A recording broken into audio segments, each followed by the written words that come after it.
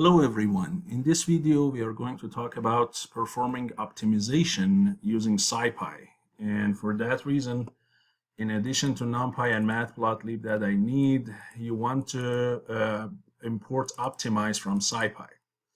So here I'm going to show you different optimization tasks. First of all, first one is the simplest one, which is a single variable function like this fourth order polynomial, and you want to basically optimize this function without any bounds.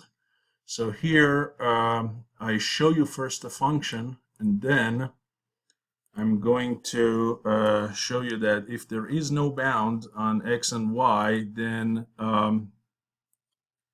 what is going to be the minimum of this function. So if I plot the function for you, you can see that this is kind of like a tooth profile, right? Upside down, and there are two minimums. One is the local one, one is the global one.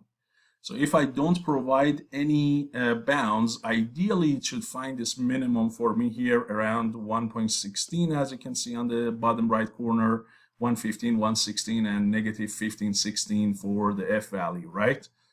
But if I limit it to, let's say here on this left side, let's say between, as you can see down here for bounds, I go between -5 and 1. So between this left side and here, then it can only find this local minimum for me at around -2.5 and -5 or something, right? So here I do without bound. Hopefully it gives me the global minimum. And for the method, I use the Brent method. There are so many algorithms in Scipy for optimization. Please take a look at the library documentations.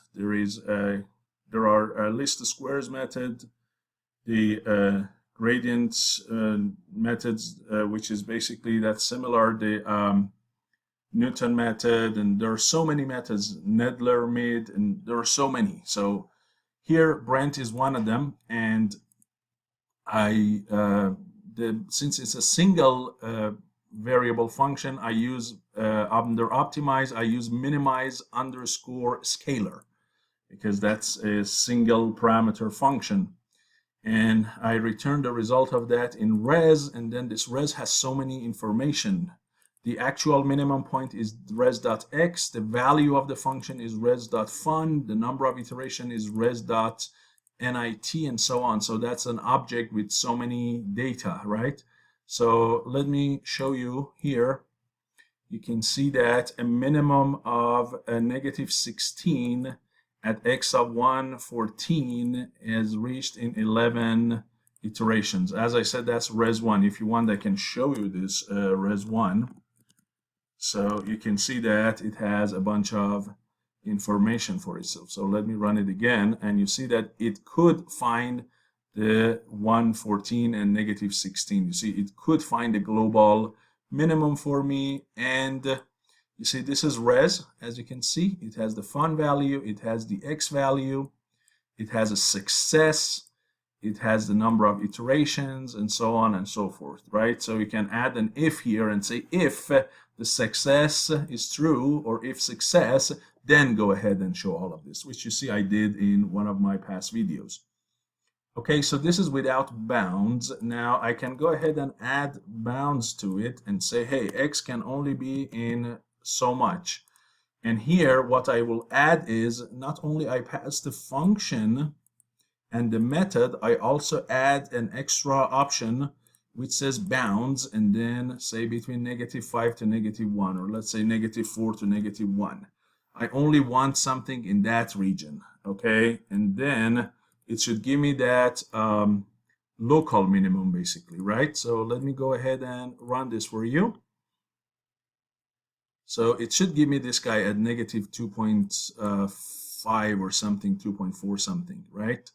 And if I close that, you can see that here with the bounds, x is about -2.4, the minimum is -0.57, and in 11 iterations, it could get the result, right? So here you can see the minimum with bounds and without bounds, and this is basically your local minimum.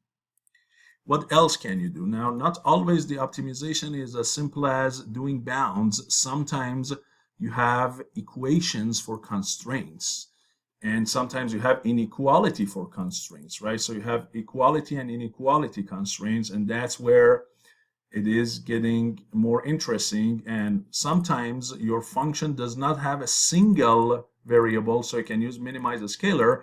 It has multi-variables. And in that case, you have to use the method called minimize, not minimize a scalar. You have to use the minimize function. Okay? And you might wonder, what if I want to maximize? I'll show you what to do. It's a very simple thing. But the methods here are for minimizing a function, but you can easily convert the maximization problem to a minimization problem. So for single variables, minimize a scalar. Now, if it's multivariable, we use minimize. And how do we incorporate the constraint? Well, it's not hard. So if it's an equality constraint, so here I define an equality constraint here, and let me add some EQ here. So this is my equality constraint function. And let me tell you what problem I'm solving. So instead of just coming up with some random function like this, let's solve a practical example. So let's say I want to find the length and the width of a rectangle with the maximum area that has a fixed perimeter of 10. So you are fixing the perimeter of the rectangle to 10, and you want to find the maximum area for it. So here is the function that is should be written like g of x equals 0, and then g of x is the function that you define. So it's the perimeter of the rectangle, which is 2 times x plus y minus 10. And again, it should be equal to 10. 2 times x plus y should be equal to 10. But we want the right-hand side to be equal to 0. So we bring that 10 to the left-hand side and make it what? Negative 10. So in other words, this whole thing is equal what? 0. But we don't need that equal 0. We just write that left-hand side here.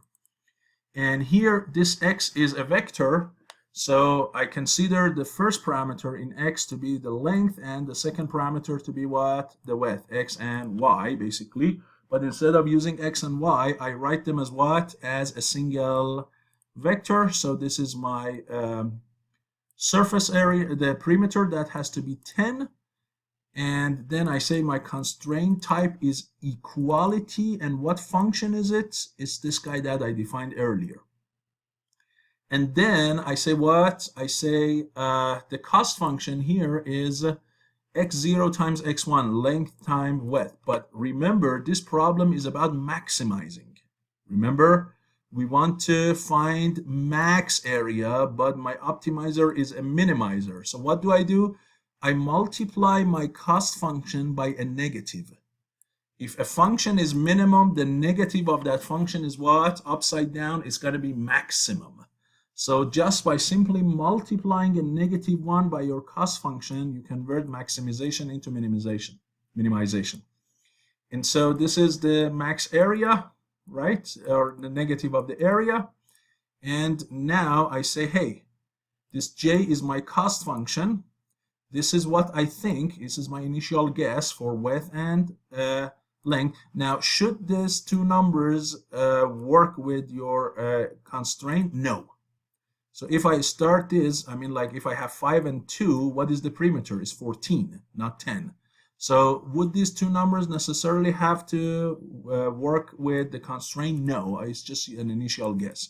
And here I provide my constraint, right, which I already defined by the function and saying it's equality, and let this optimize, minimize, give me the solution, and I can see the solution here.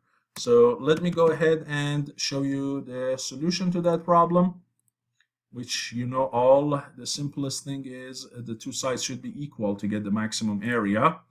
And you see it is, right? These two sides should be 2.5 and 2.5.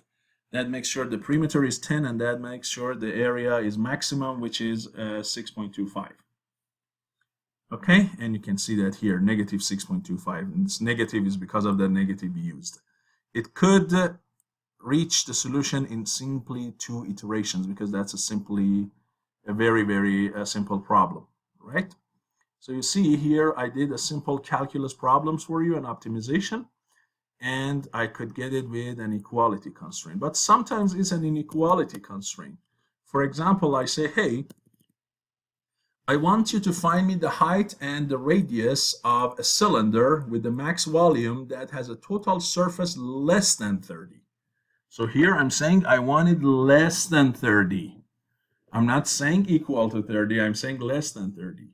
So this time I define my inequality function. And again, the input is x, and this x is a vector which includes my height and radius. So another thing I can do is, instead of me using x0 and x1 and so on, and not really knowing which one is which, another thing I can do is this. I do this assignment in the beginning of the function, and I say, hey, h and r equals x, which means what? Means h is x number 0, and r is what? X number 1. And then say here, this is my surface area, right? Which is the surface of the bottom circle, the top circle, and the cylindrical surface, 2 pi r h, and then 4 pi r, which is 2 times 2 pi r.